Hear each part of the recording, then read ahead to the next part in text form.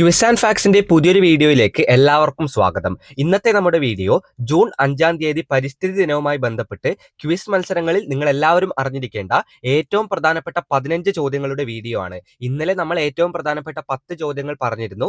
അതിൽ നിന്ന് ഒഴിവാക്കിയ 15 ചോദ്യങ്ങളാണ് ഇന്നത്തെ വീഡിയോയിൽ നമ്മൾ അവതരിപ്പിക്കുന്നത്. അപ്പോൾ ഈ 15 ചോദ്യങ്ങൾ നിങ്ങൾക്ക് അറിയാമെന്ന് ഉറപ്പുവരുത്തുക. അപ്പോൾ നമുക്ക് ഒന്നാമത്തെ ചോദ്യത്തിലേക്ക് കടക്കാം. അതിനു മുമ്പ് നമ്മുടെ എല്ലാ വീഡിയോസിലും ഉണ്ടാകുന്നത് പോലെ തന്നെ ഒരു ബോണസ് ക്വസ്റ്റ്യൻ ഈ വീഡിയോയുടെ അവസാനവും നൽകിയിട്ടുണ്ട്. എല്ലാവരും വീഡിയോ അവസാനം വരെ കണ്ട് ബോണസ് ക്വസ്റ്റ്യന്റെ ഉത്തരം കമന്റ് ബോക്സിൽ രേഖപ്പെടുത്തുക. അങ്ങനെ കമന്റ് ചെയ്യുന്ന കുറച്ച് പേരെ സെലക്ട് ചെയ്ത് നമ്മൾ അടുത്ത വീഡിയോയിൽ വിന്നറായി പ്രഖ്യാപിക്കുന്നതാണ്. നമ്മുടെ കഴിഞ്ഞ വീഡിയോയിലെ ബോണസ് ക്വസ്റ്റ്യന്റെ വിന്നേഴ്സിനെ നമ്മൾ ഈ വീഡിയോയുടെ അവസാനം പ്രഖ്യാപിച്ചിട്ടുണ്ട്. അതുകൊണ്ട് വീഡിയോ എല്ലാവരും അവസാനം വരെ കാണുക. ഇനി നമുക്ക് ഒന്നാമത്തെ ചോദ്യത്തിലേക്ക് കടക്കാം. അതിനു മുമ്പ് ചാനൽ ഇതുവരെ സബ്സ്ക്രൈബ് ചെയ്യാത്തവരാണെങ്കിൽ ഇപ്പോൾ തന്നെ ഇതുപോലെയുള്ള ക്വിസ് കണ്ടന്റുകൾ ലഭിക്കുന്നതിന് വേണ്ടി ചാനൽ സബ്സ്ക്രൈബ് ചെയ്യുക. ഒരു കാര്യം കൂടി പറയുന്നു, വീഡിയോയിലെ ചോദ്യങ്ങളിലേക്ക് കടക്കുന്നതിന് മുമ്പ് നിങ്ങൾ ഒരു പേനയും പേപ്പറും എടുത്തിരിക്കുകയാണെങ്കിൽ ഈ വീഡിയോയിൽ പറയുന്ന പ്രധാനപ്പെട്ട കാര്യങ്ങളെല്ലാം നോട്ട് ചെയ്യുക. നിങ്ങളുടെ ക്വിസിന് അത് വളരെയധികം ഉപകാരപ്രദമായിരിക്കും. അപ്പോൾ നമുക്കിനി ഒന്നാമത്തെ ചോദ്യത്തിലേക്ക് കടക്കാം.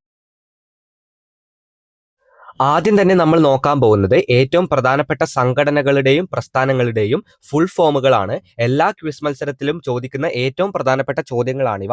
നമുക്ക് ഒന്നാമത്തെ സംഘടന ഏതാണെന്ന് നോക്കാം. UNEP. UNEPയുടെ പൂർണ്ണരൂപം എഴുതുക.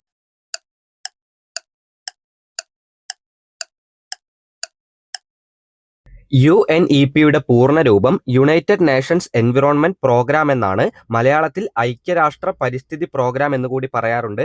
1972 സ്റ്റോക്ക്ഹോം കോൺഫറൻസിലാണ് UNO അതായത് യുണൈറ്റഡ് നേഷൻസ് ഓർഗനൈസേഷൻ ഈ ഒരു UNEPക്ക് ജന്മം നൽകുന്നത്. യുണൈറ്റഡ് നേഷൻസ് എൻവിറോൺമെന്റ് പ്രോഗ്രാം എപ്പോഴാണ് രൂപീകൃതമായത് എന്ന് ചോദിക്കുകയാണെങ്കിൽ 1972 ആണെന്ന് പറയുക.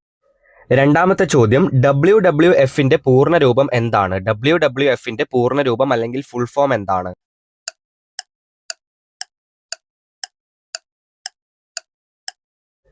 World wide fund for nature എന്നാണ് WWFന്റെ ഇപ്പോഴത്തെ പൂർണ്ണരൂപം. ഇതിനു മുമ്പ് വേൾഡ് വൈൽഡ് ലൈഫ് ഫണ്ട് എന്നുകൂടി ഉണ്ടായിരുന്നു. പക്ഷെ ഇപ്പോഴത്തെ ക്വിസുകളിൽ ഉത്തരമായി കൊടുക്കുന്നത് world wide fund for nature എന്നതാണ്.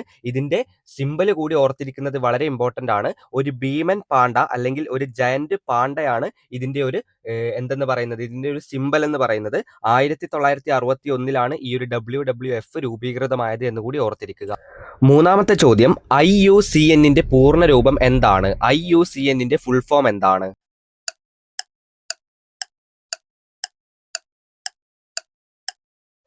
International union for conservation of nature എന്നാണ് IUCNന്റെ ഫുൾ ഫോം. ഇതിന്റെ ഈ ഒരു IUCN എന്ന സംഘടനയുമായി ബന്ധപ്പെട്ട വളരെ പ്രധാനപ്പെട്ട ക്വിസ് ഓറിയന്റേറ്റഡ് ആയ മറ്റൊരു ചോദ്യമുണ്ട്. വളരെ പ്രശസ്തമായ റെഡ് ഡാറ്റ ബുക്കിനെ പറ്റി നിങ്ങൾ എല്ലാവരും കേട്ടിട്ടുണ്ടാവും. അപ്പോൾ ഈ ഒരു റെഡ് ഡാറ്റ ബുക്ക് എന്താണെന്ന് വെച്ച് കഴിഞ്ഞാൽ എക്സ്റ്റിങ്ഷൻ അല്ലെങ്കിൽ വംശനാശ ഭീഷണി നേരിടുന്ന സ്പീഷീസിനെ പറ്റി പറയുന്ന ഒരു പുസ്തകമാണ് ഈ ഒരു റെഡ് ഡാറ്റ ബുക്ക് എന്ന് പറയുന്നത്.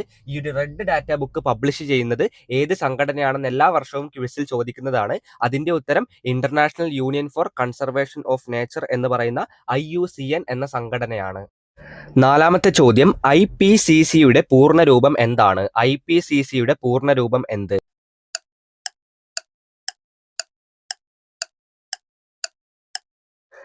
IPCCയുടെ പൂർണ്ണരൂപം inter governmental panel on climate change എന്നതാണ്. Inter governmental panel on climate change ആണ് IPCCയുടെ ഫുൾ ഫോം. ഈ ഒരു സംഘടനയ്ക്കും രൂപം കൊടുത്തിരിക്കുന്നത് യുണൈറ്റഡ് നേഷൻസ് ഓർഗനൈസേഷൻ അല്ലെങ്കിൽ UNO ആണ്. അഞ്ചാമത്തെ ചോദ്യം, CPCBയുടെ പൂർണ്ണരൂപം എന്താണ്? CPCBയുടെ പൂർണ്ണരൂപം.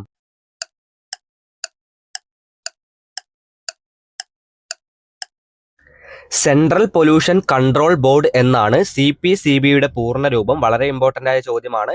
സെൻട്രൽ പൊല്യൂഷൻ കൺട്രോൾ ബോർഡ് ഇത് എസ്റ്റാബ്ലിഷ് ആയിരിക്കുന്നത് 1974 എന്നുകൂടി ഓർത്തിരിക്കുക. വീഡിയോയിലെ ആറാമത്തെ ചോദ്യം, NGTയുടെ പൂർണ്ണരൂപം എന്താണ്? NGTയുടെ പൂർണ്ണരൂപം എന്ത്?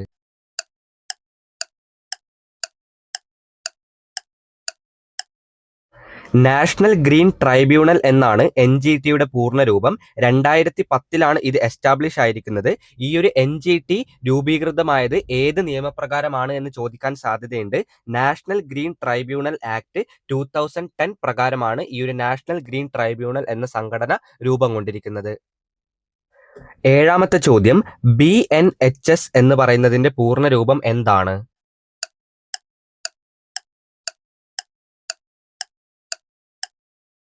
ബോംബെ നാച്ചുറൽ ഹിസ്റ്ററി സൊസൈറ്റി എന്നതാണ് BNHSന്റെ പൂർണ്ണരൂപം. 1883 ഇത് രൂപീകൃതമാവുന്നത്. ബോംബെ നാച്ചുറൽ ഹിസ്റ്ററി സൊസൈറ്റി എന്നതാണ് പൂർണ്ണരൂപം BNHS. വീഡിയോയിലെ 8ാമത്തെ ചോദ്യം NEERIയുടെ പൂർണ്ണരൂപം എന്താണ്? NEERIയുടെ പൂർണ്ണരൂപം എന്ത്?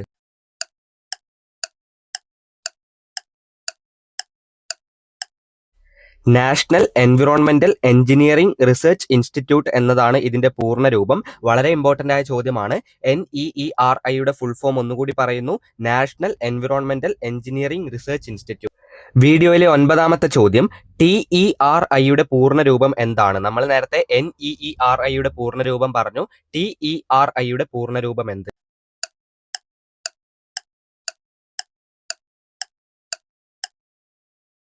The Energy and Resources Institute എന്നാണ് TERIയുടെ പൂർണ്ണരൂപം. 9ാമത്തെ ചോദ്യത്തിന്റെ ഉത്തരം the Energy and Resources institute.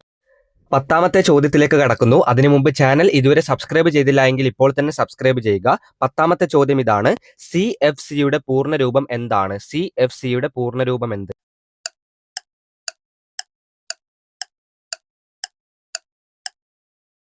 CFCയുടെ പൂർണ്ണരൂപം ക്ലോറോ ഫ്ലൂറോ കാർബൺ എന്നാണ്.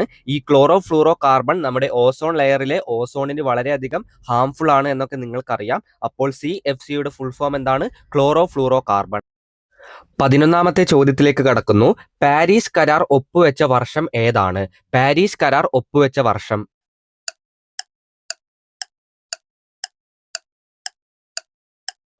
ഉത്തരം 2015. പാരീസ് കരാർ ഒപ്പുവെച്ച വർഷം 2015 ആണ്. വളരെ ഇമ്പോർട്ടന്റ് ആയ ചോദ്യമാണിത്. 12ാമത്തെ ചോദ്യം ഏത് ഉച്ചകോടിയിലാണ് പാരീസ് കരാർ രൂപം കൊണ്ടത്? ഏത് ഉച്ചകോടിയിലാണ് പാരീസ് കരാർ രൂപം കൊണ്ടത്?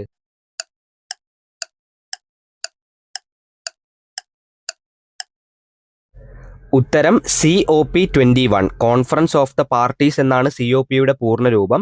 അപ്പോൾ COP21 പാരീസ് കരാർ രൂപം കൊണ്ടത്. ഏത് ഉച്ചകോടിയിലാണെന്ന് ചോദിക്കുകയാണെങ്കിൽ ഉത്തരം COP21.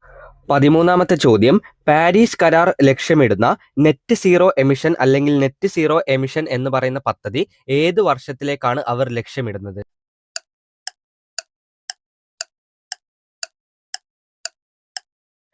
പാരീസ് കരാർ ലക്ഷ്യം വെച്ചിരിക്കുന്നത് നെറ്റ് സീറോ എമിഷൻ എന്ന് പറയുന്ന ഒരു പദ്ധതിയാണ്. അതവർ ലക്ഷ്യം വെച്ചിരിക്കുന്നത് 2050ലേക്കാണ്. ചോദ്യത്തിന്റെ ഉത്തരം 2050. വീഡിയോയിലെ 14ാമത്തെ ചോദ്യം മിനമാറ്റ ദുരന്തത്തിന് കാരണമായ ലോഹം ഏതാണ്? മിനമാറ്റ ഡിസീസിന് കാരണമായ ലോഹം ഏത്?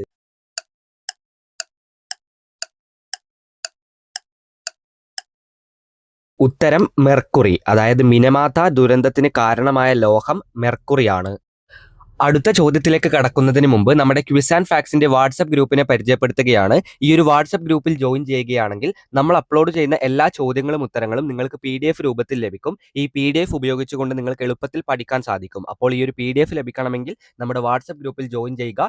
ലിങ്ക് താഴെ ഡിസ്ക്രിപ്ഷൻ ബോക്സിൽ കൊടുത്തിട്ടുണ്ട്. വീഡിയോയിലെ 15ാമത്തെ ചോദ്യം ആസിഡ് റെയിനിന് കാരണമായ വാതകങ്ങൾ ഏതൊക്കെയാണ്?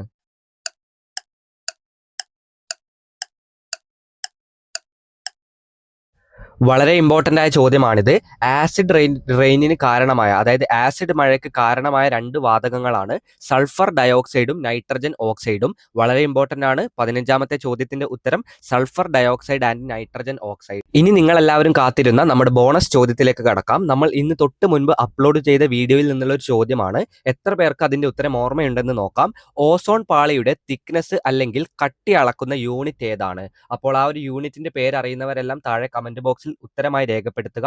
ഉത്തരത്തിന്റെ കൂടെ നിങ്ങളുടെ പേര് കൂടി രേഖപ്പെടുത്താൻ മറക്കരുത്. അപ്പോൾ നമുക്ക് നമ്മുടെ കഴിഞ്ഞ വീഡിയോയിലെ ബോണസ് ക്വസ്റ്റ്യന്റെ ഉത്തരവും അതുപോലെ തന്നെ വിന്നേഴ്സും ആരൊക്കെയാണെന്ന് നോക്കാം. നമ്മുടെ കഴിഞ്ഞ വീഡിയോയിലെ ബോണസ് ചോദ്യം ഇതായിരുന്നു. കേരളത്തിൽ ഏറ്റവും കുറവ് വനമേഖലയുള്ള ജില്ല ഏതാണ്? ഉത്തരം എല്ലാവർക്കും അറിയാം, ആലപ്പുഴയാണ്. ഇനി ആരൊക്കെയാണ് സെലക്ട് ചെയ്യപ്പെട്ട വിന്നേഴ്സ് എന്ന് നോക്കാം. നമ്മുടെ കഴിഞ്ഞ വീഡിയോയിലെ ബോണസ് ക്വസ്റ്റ്യന്റെ വിജയികളായി തിരഞ്ഞെടുക്കപ്പെട്ടവർ അമൻ, പാർവതി മഹേഷ്, നിള, നേഹ ജിതിൻ, ഗൗരി, തീർത്ഥ R മുരളി, മാധവ്, സന്മിയ ഷൈജു, അതുപോലെ തന്നെ അമാൻ A മുഹമ്മദ്, അബ്ദുള്ള, അനീഷ, പ്രയാർന്, അതുപോലെ തന്നെ ആദിദേവ് K അനിൽ, നൈനിക്, ലിയ എന്നിവരാണ് നമ്മുടെ കഴിഞ്ഞ വീഡിയോയിലെ ബോണസ് ക്വസ്റ്റിന്റെ വിജയികളായി തിരഞ്ഞെടുക്കപ്പെട്ടിരിക്കുന്നവർ. ഇതേപോലെ ഒരു ബോണസ് ക്വസ്റ്റ്യൻ ആണ് ഇപ്പോൾ പറഞ്ഞിരിക്കുന്നത്. ഉത്തരം എല്ലാവരും കമന്റ് ബോക്സിൽ രേഖപ്പെടുത്തുക. ഉത്തരത്തിന്റെ കൂടെ പേര് കൂടി രേഖപ്പെടുത്താൻ മറക്കരുത്. അപ്പോൾ ഈ ഒരു വീഡിയോ അവസാനം വരെ കണ്ടിരുന്ന എല്ലാവർക്കും നന്ദി, നമസ്കാരം. ഇതുപോലെയുള്ള വീഡിയോകൾക്ക് വേണ്ടി ചാനൽ ഇപ്പോൾ തന്നെ സബ്സ്ക്രൈബ് ചെയ്യുക.